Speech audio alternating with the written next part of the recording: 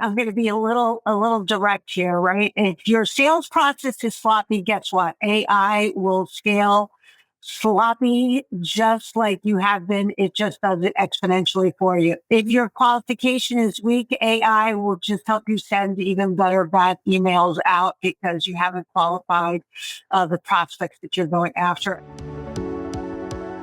Hi, I'm Kortney Harmon, Director of Industry Relations at Crelate. Welcome to another episode of the Full Desk Experience.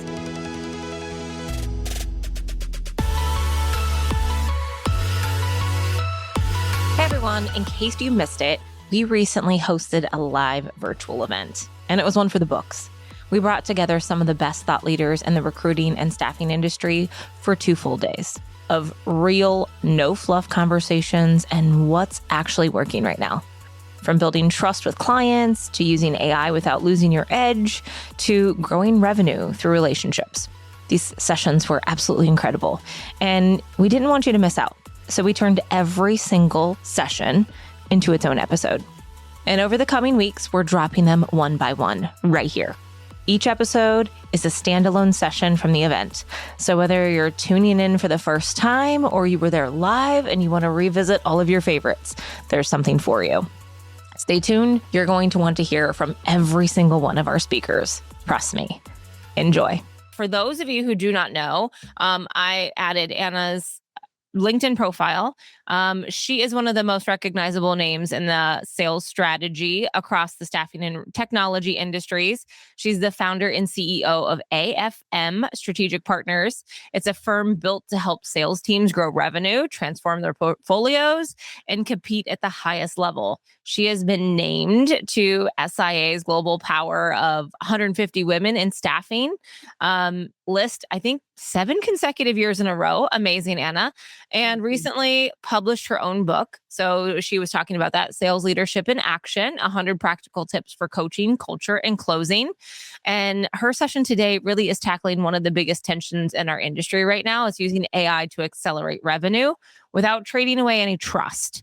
So Anna, I'm going to jump off stage. I am going to leave it to you to talk to this group. You have till the top of the hour, the next hour. So if you go through this, if there's any questions, I will jump back on stage and chime in. Otherwise, the floor is yours. Thank you so much, Kortney. Really appreciate it. Well, thank you, everyone, for participating in this session. As Kortney mentioned, I'm Anna Frazzetto. I run an organization called AFM Strategic Partners. And what I'm most excited is to talk about AI, which is such a controversial topic today. There's a fear out there, which is a legitimate fear as far as how is it going to impact our future, either from an employment perspective or even from a day-to-day tactical perspective, how we do our jobs. So today, I'm going to talk a little bit about how sales teams use AI to drive revenue without losing trust.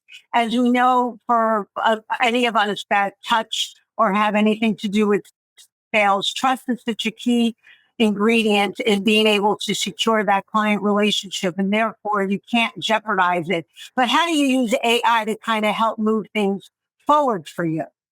So let me start, and I'm going to be a little direct here, right? If your sales process is sloppy, guess what? AI will scale sloppy just like you have been. It just does it exponentially for you. If your qualification is weak, AI will just help you send even better bad emails out because you haven't qualified the prospects that you're going after. And last but not least, if I talk about CRMs, I am such a believer in the health and the well-being of your CRM. And as soon as you do not maintain it or keep track of the information that's in it, if it becomes fiction, AI will do a great job at producing intelligent fiction for you. So what we're talking about is when we talk about AI, it does not fix fundamentals, right? It exposes them and exposes them exponentially. So it's not just another tool that's out there, but it's about of how can you use it to help predict revenue, have disciplined execution, and protect the trust. As I mentioned earlier, trust is a key indicator of what works really well with the client. As soon as you lose trust, guess what? You wind up in a really bad situation And it takes a significant period of time to be able to gain that trust back from a client. I had read a stat, this goes back before a few years ago, that basically for one wrong misstep, it takes 17 correct new steps forward before the client actually starts to regain that trust with you. So I don't know if 17 is accurate, but the indication there is clearly it's not a one for one, and you have to be aware of that. I want to share an example before moving forward. I called it the 2000 email expert. This is a client that I worked with after they had done this experiment. And what they did was they used AI to create a 2000 email campaign. And I have to tell you, the open rates were fantastic when they shared with me the information, and it was just spot on. But the sad reality was they it did not fit their ICP, right? So when salespeople were going after figuring out who they were going to call after, it did not fit their ideal client profile. So it turned out, as much as you had tremendous success on the win rate, you did not have any success as far as it turning into potential business opportunity. So it was a matter of you lost credibility, as far as pinging organizations did not fit the mold of who you were trying to go after. So it's just something to kind of keep in mind. You can use AI to build the actual templates to do these email campaigns, but you have to make sure that it's married to your ICP. And this is where marketing can do a great job in being able to work hand in hand with sales and making sure that they're in lockstep with each other. So AI, as I've been describing, it kind of amplifies what is working and it accelerates what's broken. This is where you can use AI to really help remove friction. I have to tell you, research, it's incredible because it can scan information across the planet and get it to you, which means for any client meeting out there, you can be 100% prepared because you're going to know everything about that organization that's out there on the web. You're going to learn everything about the individual you're meeting with, if they've been quoted, if they're writers, if they are speakers at events, you're going to know all of that. It's also a great tool in being able to draft emails for you. Again, it needs the human interaction to make sure that it's accurate, to do summaries. For those of you out there that are used to using meeting note takers, I'm a huge fan. I currently use Otter AI, but there are so many out there, Fireflies and so on and so forth. And they do a great job at being able to craft what the next steps are. You can actually use those, cut and paste with some human interaction and be able to use them as your follow-up with clients. So what you want to do is you want to separate that the human accountability for the strategy, the buyer trust, as I mentioned before, and judgment. I'll share an example with you. If a rep reclaims 2 to 3 hours per week for an administrative work, because now, for example, instead of taking notes that they hand wrote and they have to now put them in the correct format and then call out what the summary and action items are, that's a lot of administrative work for a salesperson. So if you have a team of 10 people, you can easily save 20 to 30 additional selling hours, which is incredible, right? If you think about it, that is all revenue capacity that you are putting back on the table. So, okay. So as far as today, I know we've kind of jumped in here, but I want to be able to make sure that the audience can kind of walk away with a little bit more clarity as far as how AI can creatively work across the sales cycle and what it can and cannot do when it comes to relationship-based selling. Also, I want to make sure that you have some clear case studies and examples that you can use for prospecting, discovery, or how a deal is put together or forecasting. And last but not least, I'm going to leave you with some guardrails and a 30-day start small, learn fast adoption plan that you can go back and take a look at some tasks that you're currently doing that you can use AI to make your life easier. So let's jump into what the sales cycle looks like. I broke it up into 5 categories: prospecting, messaging, discovery, deal work, and forecasting. So when we talk about prospecting, and actually I just used the example of the 3-hour reclaim that I shared with you, because if a salesperson can go into an account with all the proper research and the making sure that it matches the ICP, you can create your target list. You can create your go-to-market strategy with using AI and how to be able to tackle those new prospects that you have on your list. Again, it requires the human interaction. I have to mention marketing. I'm a big proponent that marketing and sales interact with each other, and they need to be in lockstep with each other. And therefore, you can walk away well armed to be able to come up with your prospecting list. On the messaging side, you want to make sure if you utilize AI, and AI does a good job of being able to come up with some objection hooks that you can add to your messages, but make sure that it's got the personal component to that messaging. And it's in lockstep again with what marketing has out there from a website perspective and what the company mission and vision is. Now, when we move to discovery, this is where I think AI can help you prepare for the actual first call, and also do a great job with the notes and the summaries, like I had mentioned with you, and then the action plan as far as what's necessary. It also, discovery I find to be the pinnacle part of the sales cycle, because this is what's going to determine for you, yes, this is a real deal that you're going after full guns a-blazing, or not exactly 100% fit. And what do I have to do to shift the perspective and to shift exactly what I'm crafting for a possible solution? Then that kind of moves us to building the deal. And here, you want to be able to use AI to be able to help identify if there's any risks, any red flags, any concerns that come up for both parties. And you want to make sure that you have an accurate representation of what the action plan is, again, for both parties, and what the follow-up action items are. Again, all tremendous prep and polish work that can be done by AI, but again, requires the AI, it requires the human interaction. And last but not least, my personal favorite, forecasting. Forecasting is so critical, and this is where I find working with many organizations that it's a big challenge. Maintaining that pipeline hygiene. It is difficult because sales, and I could say this, I've been a salesperson for over 25 years.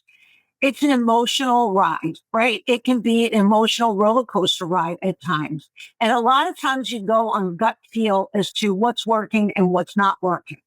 And often there's the sentiment that they really like me, they really want to work with me, and so therefore I think there's going to be a deal. What's missing there is making sure that you have validation at each stage of your sales cycle to make sure that you're spot on and it's not just a gut feel that they like you. This will also help share trends that are happening.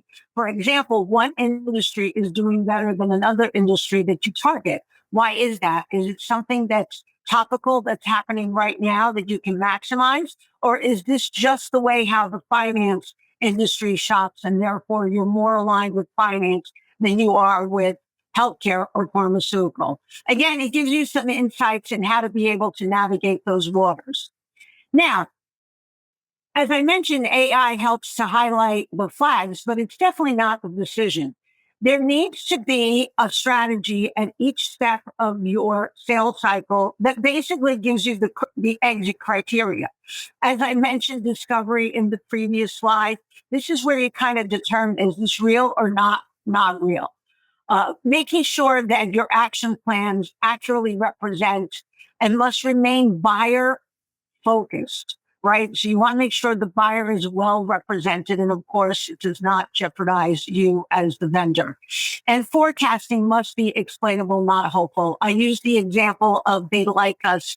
Well, that's not strong enough. This happens to me so many times at talking to salespeople. And I can so appreciate it because I have been there where I I'm talking to my boss about an opportunity and saying, I know it's going to happen because they really love working with me, but that's not the right answer. You need to have the facts and figures that back that up.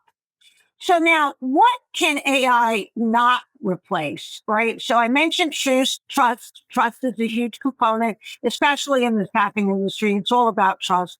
But there are certain areas when you take a look at like empathy, credibility in the high stake conversations. You can't have AI be the one that's going to craft that conversation for you. You need to be able to think about what is going to win this client over. When you're negotiating, when you're trying to navigate a political climate within an organization, you need to make sure that you can read the room, right? And make sure you understand what are some unspoken objections. So authentic relationships that create repeat business, that is the key there. Let me give you another example of another organization that I worked with, and they had used AI, which I thought was an excellent idea, to do the candidate summaries. Now, it came out with a very structured, impressive format to be able to do the candidate summaries and the consistency, right? It gave you that consistency. All the candidate summaries look the same coming out of your organization.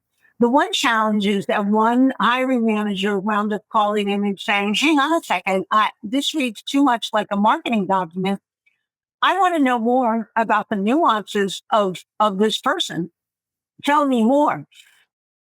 So what wound up getting lost in the transition of moving to this structured format was the nuances that a recruiter adds in regards to a particular individual. So it was an easy fix by making sure that the recruiters maintain that personalized touch into the document, and therefore it becomes a win-win, and you establish that credibility that you're looking to establish. And you want to make sure that if there was any jeopardy of trust going away because they thought that you were too structured, you can easily gain that back again by making that small modification.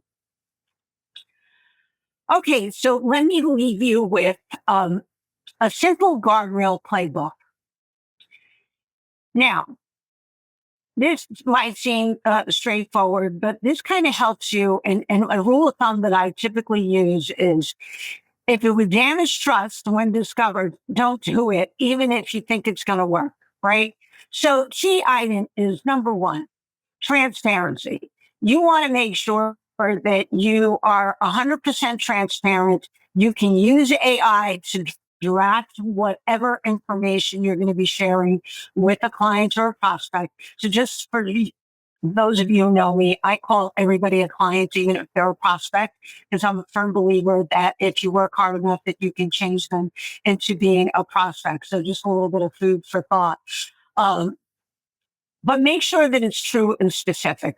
Also with data, there's a lot of sensitivity around data, making sure that you protect client and candidate data.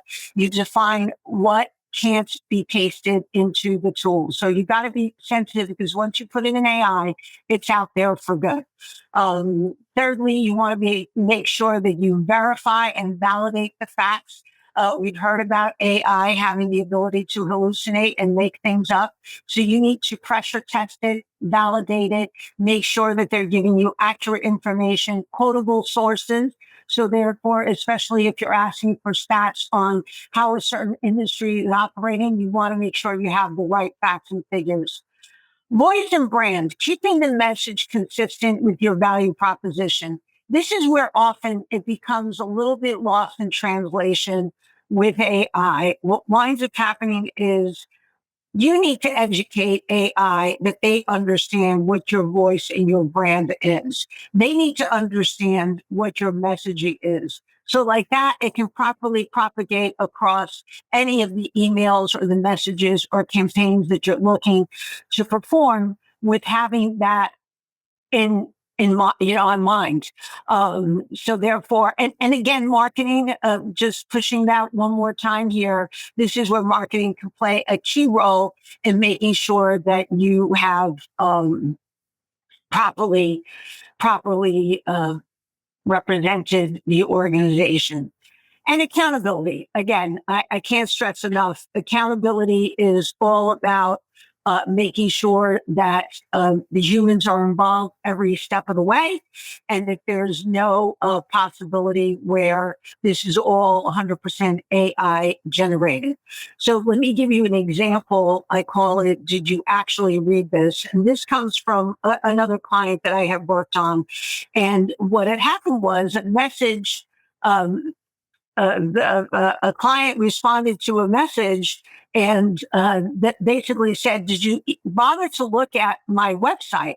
Because the information that you spewed out was actually wrong." So therefore, you lose credibility, which is the component that I mentioned to. So AI might have come up with some assumption that a company worked a certain way. And in reality, that might have been old data and how they worked in the past, but they haven't worked like that in the last decade.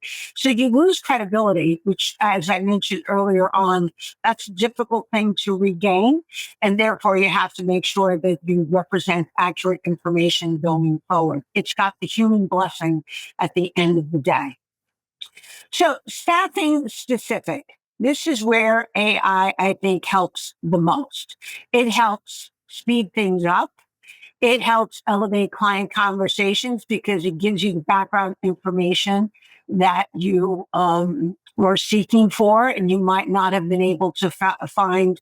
You might not have been able to find it the traditional ways. I think when you look at job recs and turning messy intake notes into clear requirements, that is a tremendous asset to the staffing industry. Making sure that you understand the right mapping of the organization, either organizational changes, what leadership has moved, and who are the hiring managers, and what are some of the hiring signals for that company. And it keeps track of it for you so that you can modify it. I'm a big fan. I've often talked about like doing a SWOT analysis when you're looking at a client. What are your strengths, your weaknesses, your obstacles, and your threats?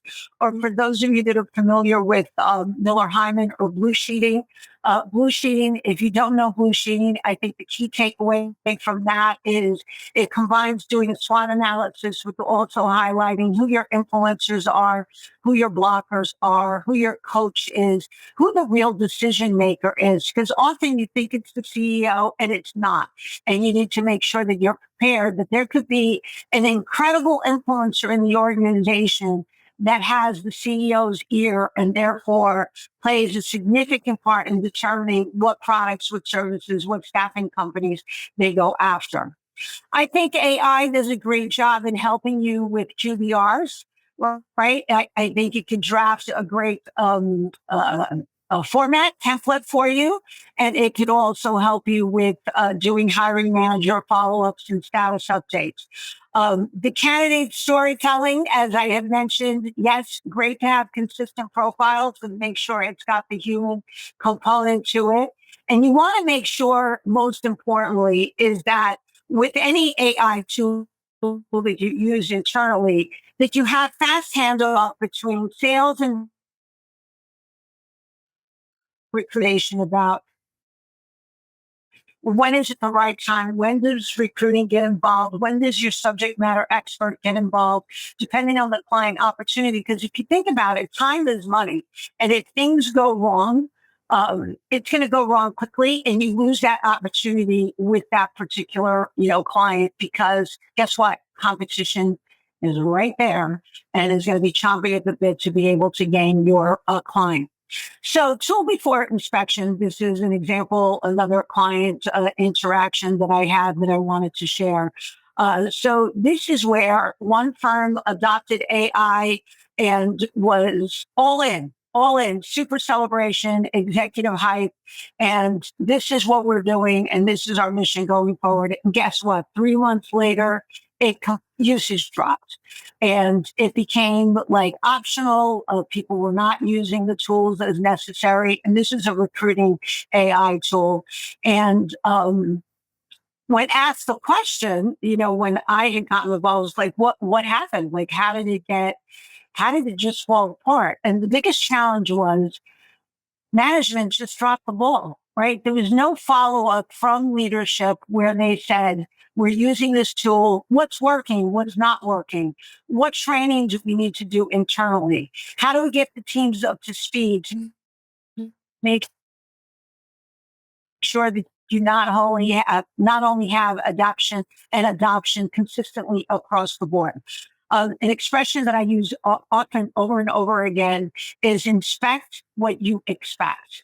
As a leader, I think there's nothing worse than when I have a conversation with the leader and they say, well, I told them to do it. I don't know why they're not doing it. That's not a valid excuse. The excuse should not exist. And what should happen is that you as a leader are able to have the conversations with the team and understand, are we trying to shoehorn fit a tool that doesn't make sense to fit into the organization? Or did you get buy-in from the teams before implementing the tool? That's the other question that I have. You want to make sure it's not just a matter of having management get excited about implementing a new AI tool, but it's a matter of making sure you get buy-in from the organization before actually implementing it.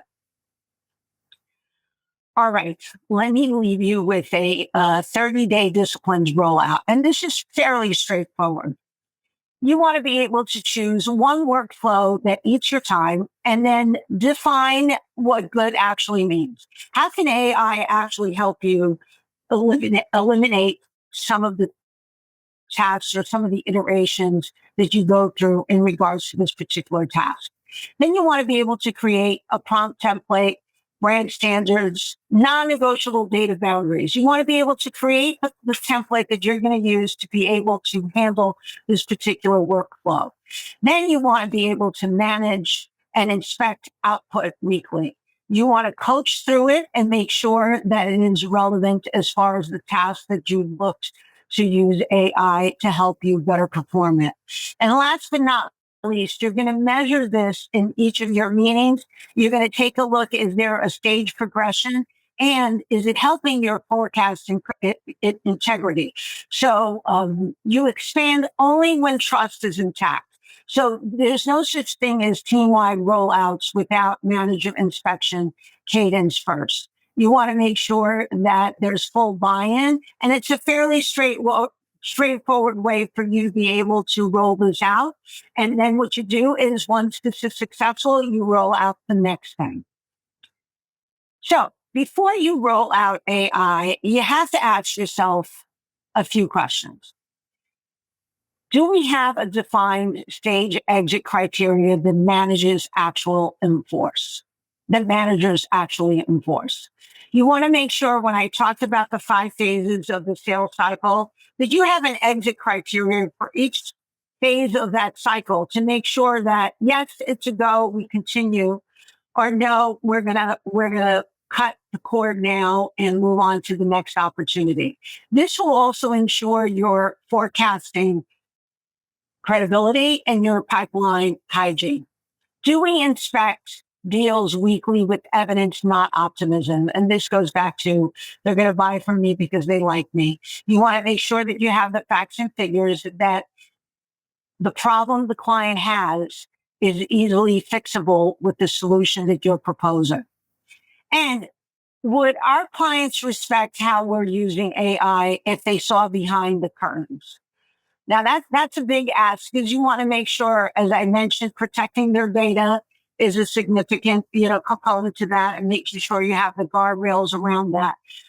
Now, if you answer no to any of these questions, it's not a big deal. It just gives you the time to be able to fix it and pause and reflect upon it. Lastly, let me leave you with just some summary notes here. Discipline is the advantage, right? AI is not the competitive advantage, even though you hear this over and over again out there where they talk about AI is your competitive advantage. Discipline is, and how you use it. Discipline is. If you have a sloppy process, guess what? AI is going to scale that sloppiness. Technology is not going to fix the fundamentals. It just exposes them, and exposes them faster and more severely. So you need to be cautious of that. In staffing, trust is your currency, as we've talked about throughout this entire session. If AI speeds you up, but it erodes credibility, that is a liability and you will jeopardize your revenue stream. So AI amplifies your culture, discipline scales precision, and that choice is leadership in how you plan to roll it out and manage it. This completes our session. I am going to get out of presentation mode and see if there are any questions. I don't see any as of yet, Anna. Does anybody have any questions and anything that Anna said today or want to dive a little bit deeper? We'll give them some time. Sure. I love Otter. You mentioned Otter Note Taker. That's my favorite one. Yes. I use Otter as well. Oh, I love Otter, and it does such a great job. Mm-hmm. It does such a great. It should be royalty. It does such a great job. I love the fact that it's got all the action items spelled out for you. Yeah, right. And that, before you even have to do anything else, like it's already there. Exactly, and it saves me so much time. And it's also, if you think about it, you never have undivided attention to the client if you're taking notes. And it's so distracting. I find if a client is on a roll and talking about something and you're writing and not making that eye contact, I really do feel it kind of jeopardizes the conversation somewhat, as opposed to having Honor AI that just does it in the background for you. I love that. I learned a hack before Otter came around for, like, whenever you're taking notes for a candidate in the system. And one of our guys here, he said, just if you're on a Windows computer, push Windows H and then start talking. Like, so how you have like their candidate summary, you like just talk to them, and then you could literally just push Control or Windows H and talk everything you just heard about the candidate into, and it'll like automatically update into your notes section. Like, so you could talk through it. I have amazing hack for those that don't have an AI note taker, but I would recommend AI note takers. Yes. It's minimal cost in comparison to the benefit that you get, that you get from it. But this is a lot of fun having this session. It's hard not to be able to see the audience, but I know that's the way it normally works. But Anna, do me a favor before we let you go. Tell us a little bit more about your book. Maybe we can highlight that and kind of everything that obviously we talked a smidge about it in the beginning, but tell us a little bit more about that for anybody who may be interested in buying that book. Sure. So it's called Sales Leadership in Action, and you can find it on Amazon. And the book is a culmination of 100 sales tips that when I first started my business, it was actually kind of funny. I thought it would be helpful to do a sales tip of the day, and I would do these little videos on LinkedIn. And every day I would have a LinkedIn video. And I had a colleague of mine say, "These are great. Like, do you have them documented anywhere?" And I said, "No, I don't. I just literally have been with my phone doing videos and having fun with it." And that made me think, I should really document this. So what made me do this was document it into manageable nuggets that salespeople, I know, I could say it speaking firsthand, we like our information and process it in golden nuggets, right? Like little nuggets that you can digest. So the sales tip of the day actually works. So what I did was I put it in the book format, but then I organized it into sections depending on what you want to focus on. So if you want to focus on your pitch or your pipeline, or you want to focus on prospecting or targeting, it kind of gives you ideas of how to go, objection handling, how to go about doing that. So so that's the book. And thank you for allowing me to share it. I love that. That's amazing. Thank you so much for sharing it with us.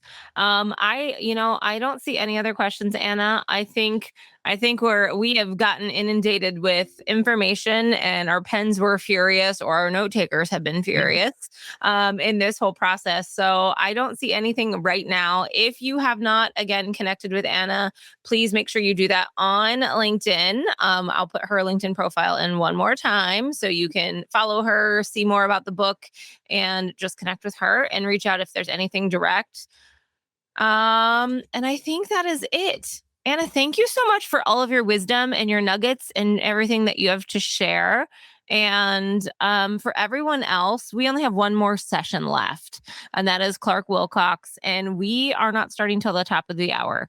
So feel free, go stretch your legs. I'm going to put up a screen here for a little bit, and then we will come back closer to the top of the hour, 3:00 Eastern Standard Time. So I'll see you back here in around 20-25 minutes. Sure. Thank you, Anna. Thank you. That's a wrap on this episode. If this one got you thinking, just wait until you hear what's coming next. We're dropping a new session from the FDE Plus Q1 event every week. Each one a different speaker, a different topic, and a different angle on what really takes to build relationship-driven revenue in this industry right now. Make sure you're subscribed so you don't miss the next one. We'll see you there.